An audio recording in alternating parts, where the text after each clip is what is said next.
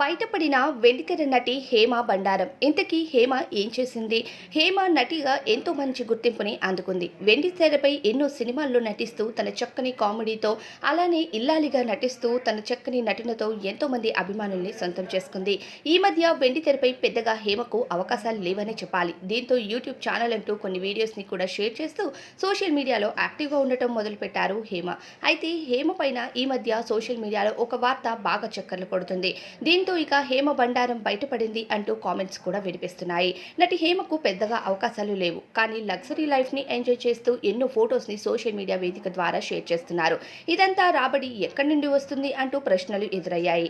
అయితే తాజాగా తను బెంగళూరు రేవ్ పార్టీకి హాజరైనట్టు, ఈ పార్టీలో హేమ కూడా ఉంది అంటూ బెంగళూరు పోలీసులు తెలియజేశారు. అయితే హేమ మాత్రం అందరికీ షాక్నిస్తూ తన ఇన్స్టాగ్రామ్ అలానే యూట్యూబ్ ఛానల్లో బిర్యానీ వండుతున్న వీడియోని రిలీజ్ చేసి, నేను ఆ రోజు ఇంట్లోనే ఉన్నాను, నా పిల్లల కోసం బిర్యానీ కూడా చేసి పెట్టాను, నన్ను తప్పుగా అర్థం చేసుకోవద్దు, నేను ఎటువంటి పార్టీలకు హాజరు కాలేదు అంటూ తెలియజేసింది హేమ. అయితే ఆ వీడియోని చూస్తూ మరింత ట్రోలింగ్ చేయడం మొదలుపెట్టారు హేమ పైన. ఏంటమ్మా, హైదరాబాద్ పోలీసుల్ని నువ్వు మోసం చేసినట్టు బెంగళూరు పోలీసుల్ని మోసం చేయలేవు, నువ్వు హైదరాబాద్లో కాస్త కుస్తూ పలుకుపడి ఉన్నదానివి కాబట్టి జనాలను మోసం చేస్తున్నావు, కానీ ఇప్పుడు బెంగళూరు పోలీసుల దగ్గర నీ నాటకాలు చెల్లవు, ఎందుకంటే బెంగళూరు పోలీసులకి నువ్వెవరూ కూడా పెద్దగా తెలియదు కాబట్టి వాళ్ళు నీ నిజాన్ని బయట పెట్టేశారు అంటూ కామెంట్స్ చేస్తున్నారు.